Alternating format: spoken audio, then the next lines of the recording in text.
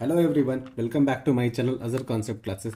आज के इस वीडियो में हम एटॉमिक स्ट्रक्चर डिस्कस करेंगे। ठीक है, हम एक ब्रीफ डिस्कशन करेंगे, यानी कि पूरा कंप्लीट एक्सप्लेनेशन करें, क्योंकि हमारा जो टॉपिक है वो इलेक्ट्रॉनिक्स एंड कम्युनिकेशन का बेसिक इलेक्ट्रॉनिक्स के ऊपर बेस्ड है। ठीक है, केमिस्ट्री रहेगा तो हम पूरा डिस्कस करते हैं।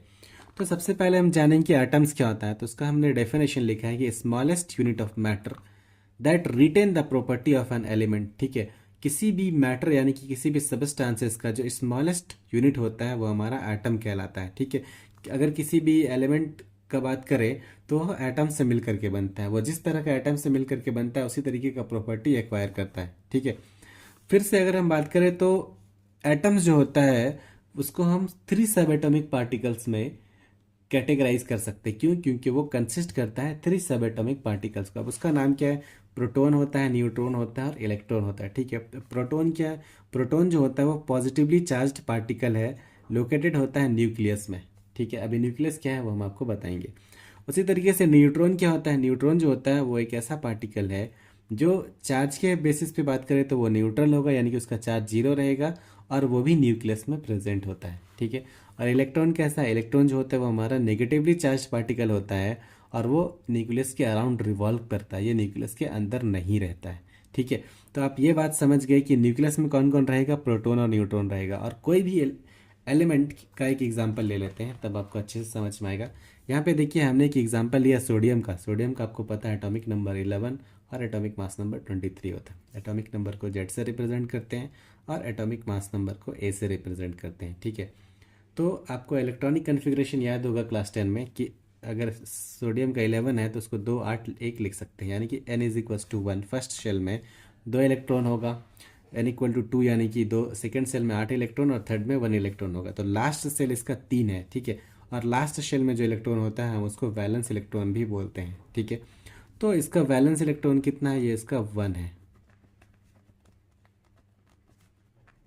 वैलेंस इलेक्ट्रॉन जो है वो 1 है। हम ये क्यों बोल रहे हैं? क्योंकि हमको इसके नेक्स्ट चैप्टर में वैलेंस इलेक्ट्रॉन किसको बोलते हैं उसका ज़रूरत है। ठीक है, तभी आप ये समझ गए कि इलेक्ट्रॉन कितना होता है सोडियम में? तो 11 होता है। कैसे डिस्ट्रीब्यूट है? 2 8 1 करके डिस्ट्रीब्यूट हुआ। ठीक है, एन यहाँ पे क्या है? न्यूक्लियस है। न्यूक्लियस में क्या होता है? न्यूक्लियस में हमारा प्रोटॉन होता है और न्यूट्रॉन होता है। ठीक है, अब आप ये बोलेंगे कि कोई भी एक एलिमेंट लेते हैं सोडियम, तो उसमें चार्ज कितना है? उसमें चार्ज जीरो है। क्यों जीरो है?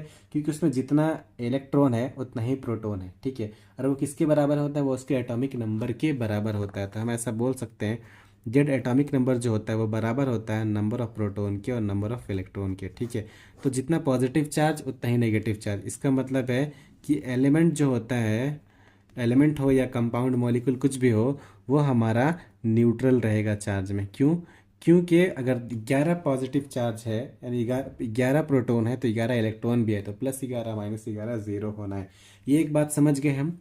अभी हम दूसरा समझेंगे कि अगर न्यूक्लियस में बात करें तो प्रोटॉन और न्यूट्रॉन है, तो P+N हो रहा है क्या बोलते हैं, मिल करके न्यूक्लियस बनाता है। तो न्यूक्लियस का मास अगर हम निकालें तो प्रोटॉन और न्यूट्रॉन का मास के बराबर होगा और इलेक्ट्रॉन इंडिविजुअली अलग अलग रहेगा। ठीक है, तो इतना समझ गए हम। ठीक है, तो यहाँ पे हम एक क्वेश्चन मार्क बनाए, E, P और N कितना कितना रहेगा। ठीक है, तो अभी अगर आपको हमें सोडियम का एग्जांपल लिए हैं तो सोडियम का इलेक्ट्रॉनिक एटॉमिक नंबर 11 है, तो उसका प्रोटॉन और इलेक्ट्रॉन कितने कितने रहेंगे? उसका प्रोटॉन जो है वो भी 11 हो जाएगा और उसका इलेक्ट्रॉन जो है वो भी 11 हो जाएगा। अब हम न्यूट्रॉन का बात करें। ठीक है, तो न्यूट्रॉन कैसे निकालेंगे? तो हम एटॉमिक नंबर का बात करेंगे। एटॉमिक नंबर का फार्मूला होता है A = P+N। ठीक है, तो एन पी क्या है? Number of proton. एन क्या है? Number of neutron. जैसा हम आपको बोले कि टोटल एटॉमिक वेट कितना रहेगा, वो प्रोटॉन और न्यूट्रॉन के वेट के बराबर रहेगा, न्यूक्लियस का वेट। ठीक है, इलेक्ट्रॉन नेग्लेजिबल वेट होता है, उसको कंसिडर नहीं करे हैं। तो यहाँ से अगर हम एन निकालना चाहें तो A - P हो जाएगा। ठीक है, तो सोडियम के लिए ही बात कर रहे हैं। तो ए कितना है हमारा? ए हमारा 23 है, -P कितना है? Number of proton number of electron बराबर। तो 23 -11 करेंगे तो 12 हो जाएगा। ये आपका आंसर हो गया। ठीक है, तो हम क्या क्या समझे एक बार फिर से ब्रीफ डिस्कशन करेंगे कि एटम जो होता है वो smallest particle of an element होता है। ठीक है, और वो 3 सब एटॉमिक पार्टिकल को कंसिस्ट करता है, जिसमें नाम होता है प्रोटॉन, न्यूट्रॉन और इलेक्ट्रॉन। प्रोटॉन और जो होता है वो पॉजिटिवली चार्ज होता है, न्यूट्रॉन जो होता है वो न्यूट्रल होता है और इलेक्ट्रॉन जो होता है वो नेगेटिवली चार्ज होता है। फर्क क्या है? एक और फ़र्क ये है कि प्रोटॉन न्यूक्लियस में होता है, न्यूट्रॉन भी न्यूक्लियस में होता है, और इलेक्ट्रॉन जो होता है वो हमारा न्यूक्लियस के अराउंड शेल्स में रिवॉल्व करता है। ठीक है, इसके बाद हम एक एग्जांपल लिए कि कैसे हम एटॉमिक स्ट्रक्चर को समझेंगे। तो सोडियम का एग्जांपल है जिसका एटॉमिक नंबर 11 और एटॉमिक मास नंबर 23 था। तो अगर हम उसका इलेक्ट्रॉनिक कन्फिग्रेशन करें तो 281 हमको मिला, लास्ट शेल में 1 इलेक्ट्रॉन है तो वैलेंस इलेक्ट्रॉन 1 हो गया। ठीक है, अभी एन क्या बता रहा है, यहाँ पे शेल बता रहा है, एन 1 2 3 शेल बता रहा है, और कैपिटल एन न्यूक्लियस को बता रहा है। ठीक है, तो न्यूक्लियस का वेट कितना होगा, वो प्रोटॉन प्लस न्यूट्रॉन के वेट के बराबर होगा। क्यों? क्योंकि प्रोटॉन और न्यूट्रॉन ही न्यूक्लियस में रहता है। ठीक है, चार्ज किसके बराबर होगा, तो नंबर चार्ज जो होगा वो सिर्फ प्रोटॉन के चार्ज के बराबर होगा, क्योंकि न्यूक्लियस में न्यूट्रॉन का कोई चार्ज नहीं होता, वो न्यूट्रल होता है। अब हम एक फार्मूला देखें कि Z equal to P equal to E होता है। क्यों? इसकी वजह से कोई भी इलेक्ट्रॉन एलिमेंट जो है वो न्यूट्रल रहता है। क्यों?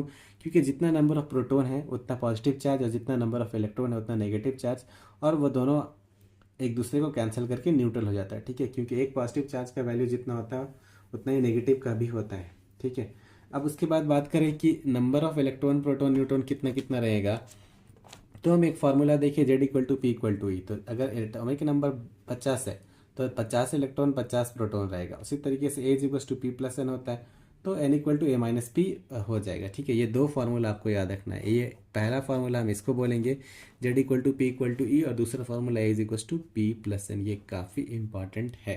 ठीक है, अगर आपको ये वीडियो पसंद आया तो लाइक शेयर और सब्सक्राइब कीजिए। नेक्स्ट वीडियो हमारा बैंड थ्योरी के ऊपर आएगा। Thank you.